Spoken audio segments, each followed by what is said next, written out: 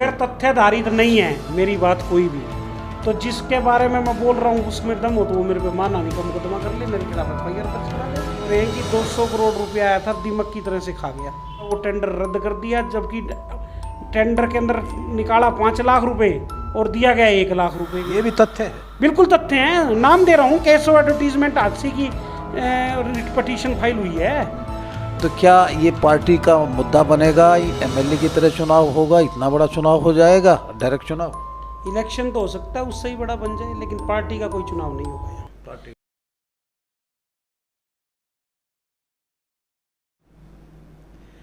नमस्कार दोस्तों, मैं राजीव बंसल आपका दोस्त। आप देख रहे हैं हाँसी की आवाज़। मीडिया के माध्यम से हम आपको ऐसी पर्सनैलिटीज़ से मिलवाते रहते हैं जो हाँसी के विकास के लिए जिनका दिल धड़कता है।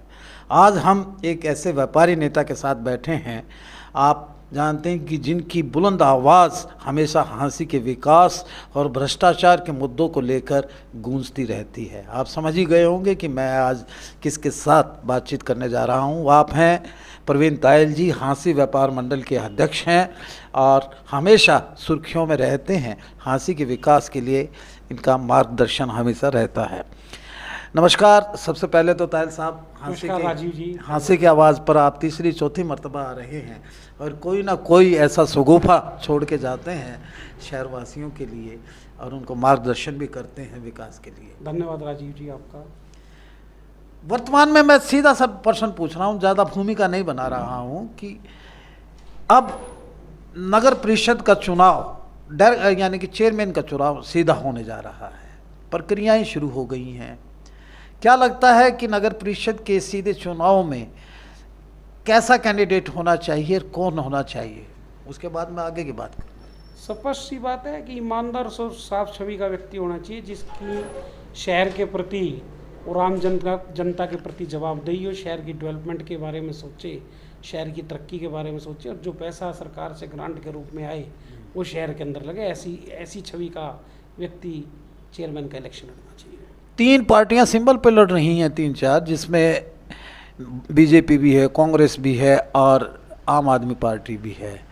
तो क्या ये पार्टी का मुद्दा बनेगा? एमएलए की तरह चुनाव होगा? इतना बड़ा चुनाव हो जाएगा? डायरेक्ट चुनाव? इलेक्शन तो हो सकता है उससे ही बड़ा बन जाए, लेकिन पार्टी का कोई चुनाव नहीं होगा यहाँ। पार्टी इस बार स्पष्ट सी बात है। ये हमने ये नहीं देखना कि ये कांग्रेस से कौन है, बीजेपी से कौन है और आम आदमी पार्टी से कौन है।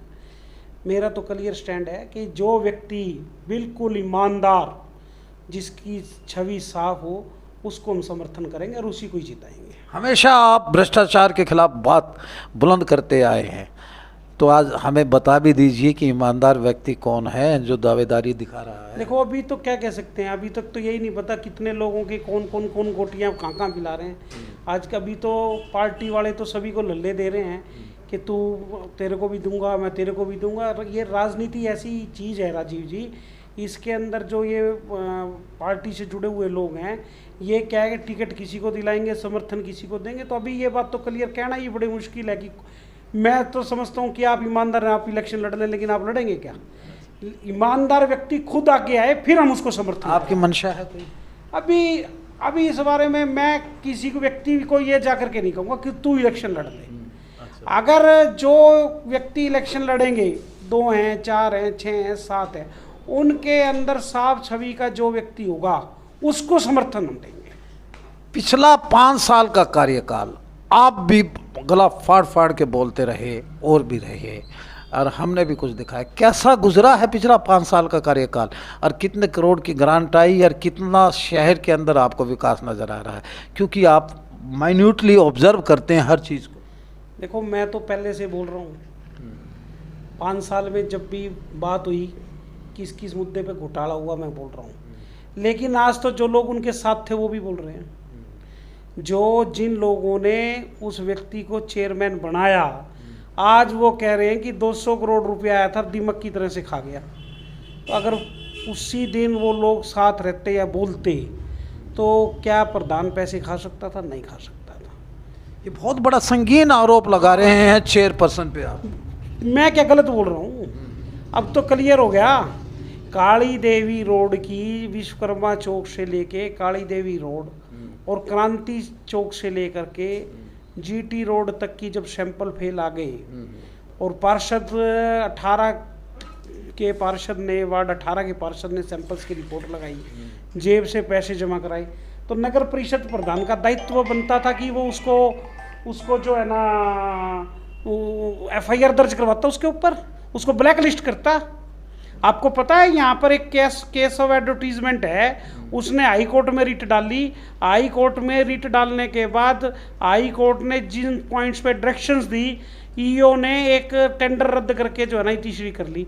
इतना फर्जीवाड़ा हो रहा है राजीव जी, हाँसी के जितने भी टेंडर दिए गए हैं, जो करोड़ों रुपए के टेंडर हैं, वो सिंगल एक आदमी को दिए गए हैं, सिंगल आदमी को। मैं आपसे तथ्य परे बिल्कुल नहीं, आपसे उम्मीद करता हूं कि आप तथ्य पे आधारित सभी बात करें। अगर तथ्य आधारित नहीं है मेरी बात कोई भी, तो जिसके बारे में मैं बोल रहा हूँ उसमें दम हो तो वो मेरे पे मानहानि का मुकदमा कर ले, मेरे खिलाफ FIR दर्ज करा दे। जब आपको बता दिया कि सिंगल आदमी, एक ही आदमी सारे हाँसी की टिकट, सारे हाँसी के टेंडर्स लेकर के गया है। और कमाल की बात बताता हूँ मैं आपको, मैंने आपके चैनल पे ही ये बात कही थी कि कोरोना का फंड कोरोना में ना उपयोग होकर के सैलरी में उपयोग कर दिया। आज आप मान रहे हैं? हाँ, वो CM फ्लाइंग भी आ गई, जांच कर रही है। हाँ, ये बात सबसे पहले मैंने कही थी। और इन्होंने क्या करा, आगे बढ़ के कह रहा हूं, सैलरी का पैसा ठेकेदार को दे दिया। यानी कोरोना को कोई रिलीफ नहीं मिला। आम जनता को कोरोना के अंदर कुल 7 लाख रुपए का इनका खर्चा था इनके मुताबिक, जबकि वास्तविकता में 1.5-2.5 लाख रुपए इन्होंने खर्च करे। बाकी जो 3.5-4 करोड़ रुपए आए, इन्होंने उसकी सैलरी दे दी और सैलरी का पैसा ठेकेदारों को दे दिया। यानी जो कि क्लियर इंस्ट्रक्शंस थी कि सैलरी का पैसा सैलरी वाले का मद में जाएगा। इन्होंने ठेकेदारों को बेनिफिट्स देने के लिए ये जो हाँसी के अंदर ठेके दिए गए हैं, ये पर्टिकुलर एक ही व्यक्ति को दिए गए हैं। उसकी 3 फर्में हैं, एक ही एड्रेस पे रजिस्टर्ड हैं। केस ऑफ एडवर्टीजमेंट के नाम से CWP हाई कोर्ट के अंदर रिट पिटीशन डली थी, उसके अंदर फैसला हुआ। एडिशनल चीफ सेक्रेटरी को आदेश दिए गए, उसके ऊपर से उनके आदेश पर ईओ हाँसी ने अभी जस्ट 10-15 दिन पहले 1 लाख रुपए का वो टेंडर रद्द कर दिया, जबकि टेंडर के अंदर निकाला 5 लाख रुपए और दिया गया 1 लाख रुपए। ये भी तथ्य है, बिल्कुल तथ्य है, नाम दे रहा हूँ। केस ऑफ एडवर्टीजमेंट हाँसी की रिट पिटीशन फाइल हुई है। 1 लाख रुपए, 5 लाख रुपए का इन्होंने टेंडर का रेट निकाला। जब आप 5 लाख रुपए का टेंडर रेट निकालते हो तो टेंडर से कम आप रेट निकालने से कम आप टेंडर दे नहीं सकते। इन्होंने क्या करा, उसी के घर के तीन जो है एप्लीकेशन लगवा दी टेंडर्स, और सबसे हायर बिड दिखा दी 1 लाख रुपए की। और आप विश्वास नहीं करोगे, वो 5 लाख रुपए की बिड के अंदर भी इतना बड़ा घोटाला, खाली आपको 1 लाख और 5 लाख की फिगर नहीं है, ये करोड़ों रुपए का घोटाला था। इसके अंदर 75 लाख रुपए हरियाणा सरकार के हाँसी नगर परिषद के खर्च हुए, जो काम ठेकेदार ने करना था। ये अकाउंटेबिलिटी किसकी बनती है, जिम्मेवारी किसकी बनती है? देखो, जो मुखिया होता है, अब ये तो हमेशा ये कह देंगे, प्रधान जी ने तो हमेशा एक ही बात कही है कि नीचे जेईस ने किया, फलाने को दिया। जब मुखिया मैं हूँ तो जवाबदारी मेरी है, लेकिन जेब में रंगीन हो गई जब ही तो बाग के अंदर प्लाट खरीदे जा रहे हैं। एक क्लस्टर बना हो जाता है, एक टीम नहीं होती है, पूरा हरारकी होती है। DMC भी बैठते हैं, ज्वाइंट कमिश्नर भी बैठती है, जिनके अंडर ये आता है। क्या इनकी सर्वेलेंस नहीं रहती? नहीं, क्या है, बेशक क्या है कि ये स्वतंत्र एजेंसी है, सब निकाय जो है स्वतंत्र हैं। कमिश्नर का काम या ज्वाइंट कमिश्नर का काम तो उनके पास कोई फाइल जाएगी तो उसके ऊपर बेशक इंक्वायरी होगी, वरना वो कुछ नहीं कर सकते। क्योंकि यहाँ पे जो DD पावर्स हैं वो भी प्रधान की है। ये तो सारा हाउस के मेंबर्स पे डिपेंड करता था, लेकिन यहाँ पर क्या है कि हाउस के मेंबर्स ने भी अपनी जिम्मेदारी को नहीं समझा। सबसे बड़ा दुर्भाग्य तो मैं ये कहता हूँ कि मेंबर्स आज एक एप्लीकेशन पे दस्तखत कर देते थे शिकायत के खिलाफ, और अगले दिन यूँ कह देते थे कि हम उस बात पे सेटिस्फाइड हैं। ये इस वजह से ये अफसर लोग और प्रधान मिलकर के करोड़ों रुपए की गड़बड़ कर गए। स्वच्छता के बारे में क्या चाहेंगे? सफाई का स्ट्रॉन्ग वाटर ड्रेन डल रही है, 200 करोड़ के कार्य यानी कि गिनाए जा रहे हैं, क्या 20 करोड़ भी नहीं लगे? कहाँ शहर में डेवलपमेंट है? इतना डाउन तो ना आप बताओ। आप एक सड़क बन गई, उसको आज अगर एक रोड बन जाती है तो उसकी एक लाइफ होती है। 5 साल के पीरियड के अंदर जो है, मैं आपको जो ये दिल्ली गेट से लेकर के और नेहरू कॉलेज वाली रोड जो पटेल चौक तक बनती है, 5-7 साल के पीरियड में 3 बार बनी है। तो वो पैसा लगता है तो फिर वो रोडें कहाँ गई है? पार्कों पे रंगीन फुहारे लगा दिए गए हैं और शाम को वहाँ चहल पहल होती है, जो एसओपी की गाइडलाइंस भी जहाँ टूट जाती हैं, हज़ारों की संख्या में लोग बाग आने लगे हैं फुहारों को देख। देखो भीड़ का तो आप कारण है ये कि जब से कोरोना आया कि बाहर कोई जा ही नहीं पा रहा, तो माइंड फ्रेश करने के लिए घर में पड़ा हुआ बच्चा क्या करे। फुहारों यानी कि पार्कों की क्या दशा? 10 पैसे लगा करके 100 रुपये गिनवा रहे हैं। जिन पार्कों पे ये करोड़ 2.5 करोड़ रुपए अमटी तालाब पे लगे थे, कहाँ गए वो? कहाँ गए? मैं आपसे पूछता हूँ। आज 2.5 लाख रुपए का भी उस पार्क में जाने का रास्ता है क्या?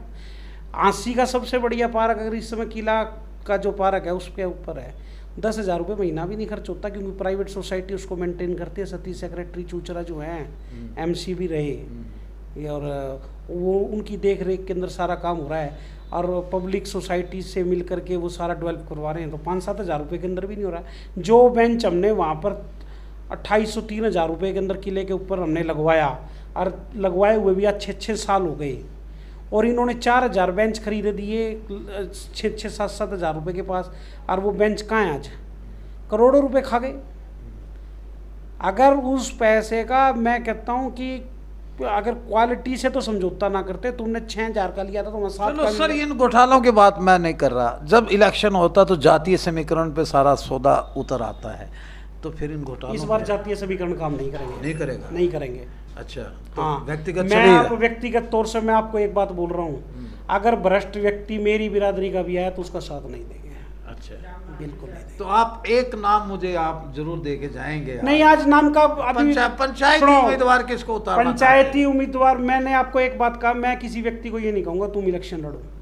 जो ईमानदार व्यक्ति सोसाइटी का आगे खुद आए, उसका लड़ने का मन हो, वो आकर के ये कहे कि मेरे को इलेक्शन लड़ना है, तो हम उसका तन मन धन से सहयोग करेंगे। बिल्कुल करेंगे।